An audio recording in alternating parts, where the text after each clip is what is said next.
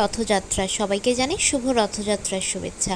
আজকে আমাদের বাড়িতে প্রতি বছরের মতন এবছরও সত্যনারায়ণ পুজো ছিল, আর এখানে মা বৌদি মিলে সমস্ত পুজোর জোগাড় করে নিচ্ছিল, আর ঠাকুরমশাই এসে গেছিলেন। সমস্ত পুজোর জোগাড় কমপ্লিট হয়ে গেছে, আর এখানে ঠাকুরমশাই পুজোতে বসে পড়েছেন।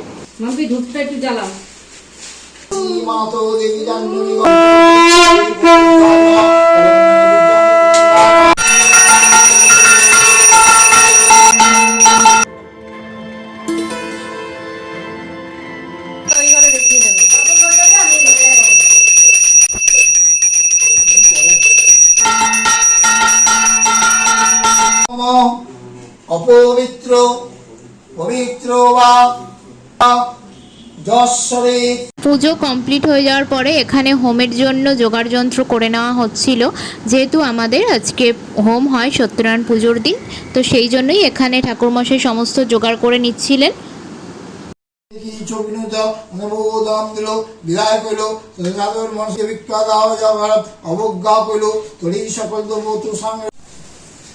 ओम ह्रीं दुर्गा दुर्गे विनाश।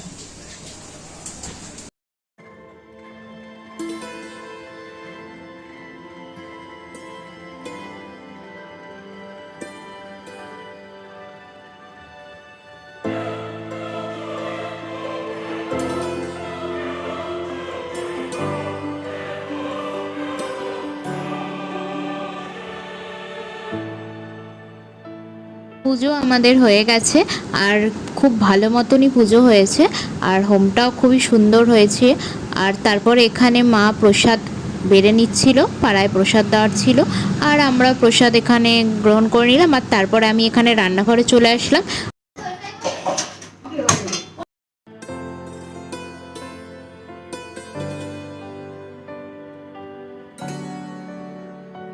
ভাত ডাল বসিয়ে নিলাম, আর তারপরে ভাত ডাল হয়ে যাওয়ার পরে আমি এখানে সবজিগুলো কেটে রাখা ছিল, সেই সবজিগুলোকে ধুয়ে নেব।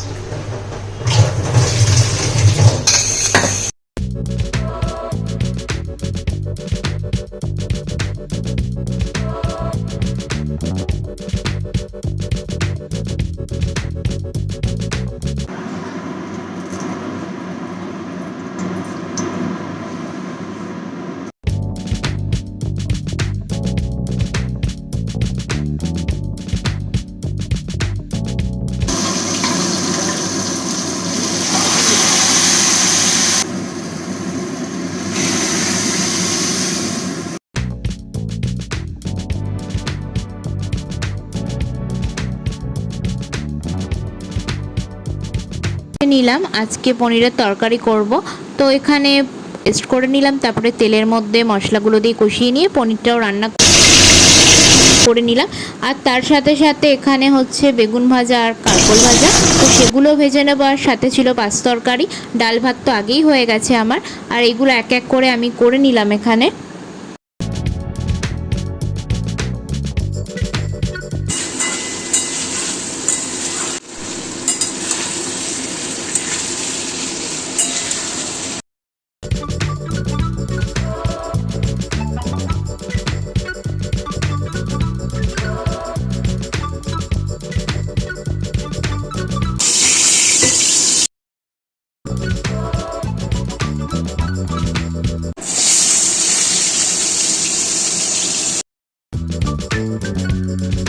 এখন রেডি হয়ে নিয়েছি, পুজো তো মিটে গেছে, আর তারপরে এখন একটু বেরোবো মায়ের সাথে ফুল টুল টুকটাক জিনিসপত্র আনতে। তো চলো। যাওয়া যাক।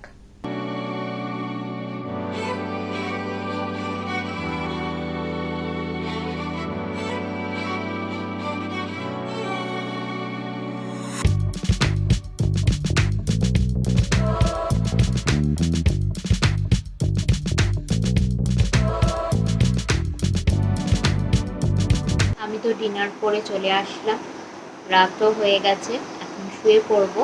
যেহেতু সারাদিন অনেক খাটাখাটনি গেছে, তো খুব টায়ার্ডও লাগছে। আর আজকের ব্লগটা এখানেই এন্ড করলাম।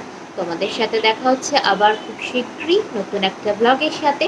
ততক্ষণের জন্য তোমরা সবাই ভালো থেকো, সুস্থ থেকো। তো চলো, আর ব্লগটা যদি আজকে তোমাদের ভালো লেগে থাকে তাহলে অবশ্যই একটা কিন্তু লাইক করতে একদম ভুলো না। আর যারা যারা চ্যানেলটা এখনও সাবস্ক্রাইব করনি তারা প্লিজ গিয়ে তাড়াতাড়ি চ্যানেলটা সাবস্ক্রাইব করে দাও। চলো চলো, আজকের ব্লগটা এখানে এন্ড করলাম। তো টাটা, বাই, আবার দেখা হচ্ছে।